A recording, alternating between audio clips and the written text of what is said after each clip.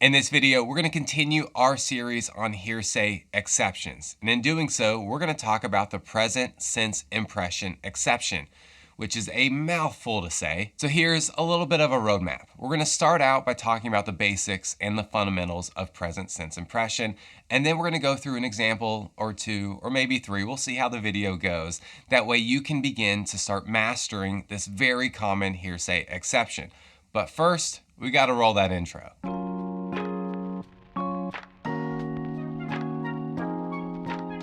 Welcome to Law Venture, a channel devoted to lawyers and future lawyers. My name's Jarrett Stone. I'm the owner of Stone Firm P LLC, but more importantly, I'm your guide to hearsay, and more specifically, your guide to the hearsay exception that is present sense impression. Since we're on the topic of objections, because hearsay is an objection, I want to bring it to your attention that you can get Law Venture's free objection cheat sheet by going down in the description below. In doing so, once you receive it, you'll see that this particular cheat sheet breaks down the 21 top trial objections. That way you can see the objections to make, how to respond, and how to analyze each objection. Boils it down, makes it super simple so you can go conquer the courtroom.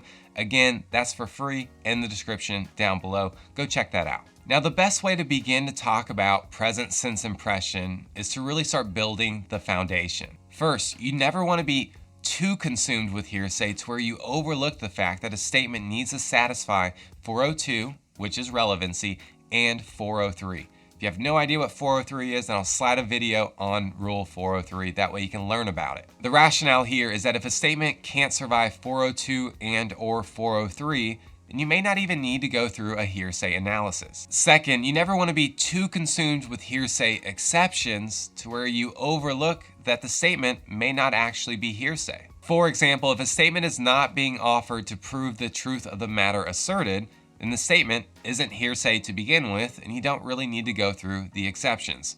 Now, I know truth of the matter asserted makes everyone shudder, so if you need a video on that, I'll slide a new video that we just released on truth of the matter asserted above. So foundationally, if a statement is relevant, survives 403, and is hearsay, then we start looking to see whether or not a hearsay exception applies. And in this video, we're obviously talking about the hearsay exception that is present sense impression. So to begin, let's look at Rule 803, which says, exceptions to the rule against hearsay.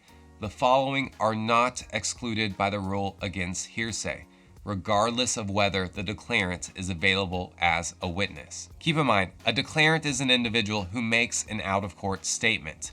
And with Rule 803, it doesn't matter whether or not that declarant is available to testify at trial or in the courtroom whenever the particular statement is being offered. Contrast that concept with Rule 804, which requires you to satisfy specific criteria showing that the declarant is unavailable to testify. And you have to do that before you can even begin to apply one of Rule 804's hearsay exceptions. Boiled down, present sense impression falls under Rule 803, so you do not need to worry about proving that the declarant is unavailable to testify. The rationale for this one is worth understanding. That way you can really understand the concepts that are going on here. In particular, present sense impression falls under what I like to call the spontaneity category. In fact, excited utterance and then existing mental, emotional, or physical condition exceptions also fall in this category because all three exceptions share an underlying principle. The principle is actually pretty simple. A spontaneous statement is typically seen as more trustworthy because the declarant didn't have the time to think about the effects of that statement.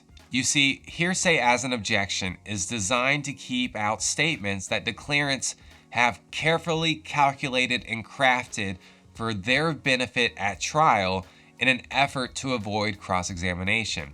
If we think back to the introductory video to hearsay, which I'll slide above, cross-examination is designed to test the credibility and truthfulness of whoever is making the statement on the stand inside of the courtroom. If declarants could just state certain things outside of the courtroom knowing that they're going to be introduced into evidence, nobody would testify under oath because nobody's going to want to go through the cross-examination process, and then you're going to have a whole bunch of untruthful and unreliable statements coming in. That's why we have the hearsay objection. But the law also recognizes that an all-out ban on all out-of-court statements is way too much, especially if the declarant doesn't have enough time to actually sit, think, and ultimately craft their statement for trial. And it's this concept of time that gets us to this spontaneous category under Rule 803, and in particular, it gets us to present sense impression. So let's take a look at the definition of present sense impression under Rule 803.1. A statement describing or explaining an event or condition made while or immediately after the declarant perceived it. First things first, notice that the definition refers to statements describing or explaining an external event. The declarant is basically playing the role of a reporter, and then you want to contrast this with the more internal events of Rule 803.3. In fact, present sense impression doesn't really consider the emotions of the declarant. While excited utterance requires a certain degree of stress, present sense impression is solely focused on the timing of the statement. And as we can see, the statement must be made either while the declarant perceived the event or immediately after perceiving that event. This definition basically creates a spectrum for us. At one end of the spectrum, we have a statement made simultaneously as the event occurred. If that's the case, then the exception applies. This one's easy. At the other end, we have not immediately after perceiving the event. If that's the case, then the exception fails. Again, this one's easy. All of the other possibilities occur in between these 2 points. The question now is, what is considered to be immediately after? 1 minute, 2 minutes, 10 minutes? This gray area of immediately after is going to be the battleground for most lawyers. And to win, you're going to want to rely on precedent in your jurisdiction, good facts, and a solid argument to show that a declarant did or did not have enough time to think about the effects of the statement. In other words, can you prove or disprove spontaneity? Pro tip, whenever you're making the argument one way or the other, be sure to explain the purpose of this particular hearsay exception, and that way you can really show why you're emphasizing this element of time. Let's make the concept that is present sense impression more concrete by way of example. You're a plaintiff's lawyer representing someone that was injured in a car wreck case, and your ultimate goal is to show that the defendant ran a red light. And of course, there is only one eyewitness and she's unable to testify. But fortunately, there's good news here. You ended up going on the eyewitness's Instagram page and you saw that she has a lot of followers. She's what we like to call an influencer. And on the day of the wreck, she was actually live streaming to all of her followers at the crosswalk where the wreck occurred. You end up downloading the video because there's a very important statement made by the declarant / influencer that you want to use at trial.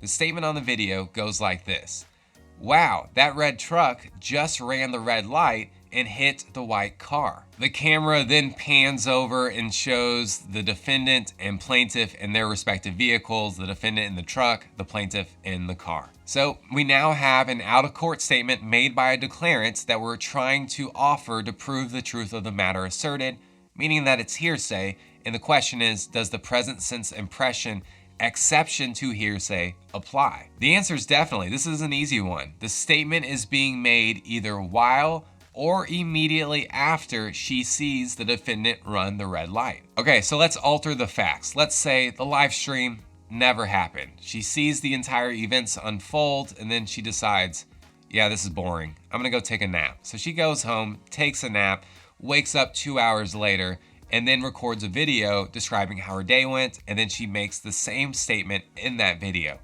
The question again, does present sense impression apply to this new statement? This one is a layup too, super easy. The new statement is not made immediately after she sees the defendant run the red light. Now let's complicate things. Let's get our hands a little dirty by going into this gray area that we were talking about earlier. and change the facts once again.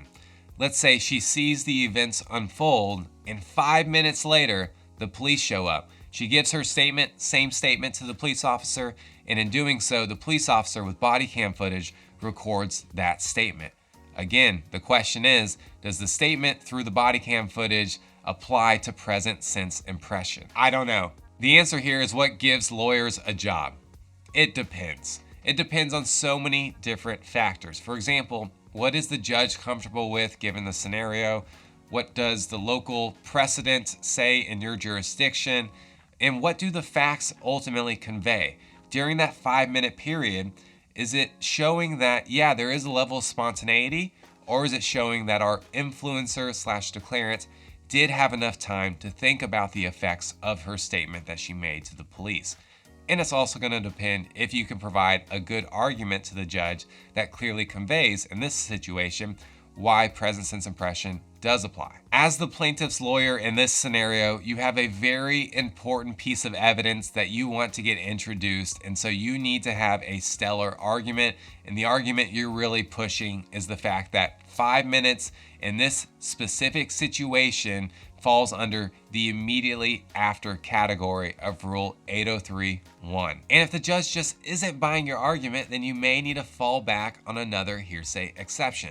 Fortunately, LawVenture is here to help. I plan on releasing more content related to hearsay and hearsay exceptions to help simplify hearsay as a whole. Therefore, consider subscribing and hitting the bell down below. That way you can be notified when new videos just like this are released. And if you're still watching, I appreciate you. Don't forget to hit the like button to support the channel. It allows us to rank higher to ultimately reach more people and thereby help more people. If you have any questions, thoughts, comments, concerns, or if you just want to say hi, leave those in the comment section down below. And with all that said, I'll see you in the next video.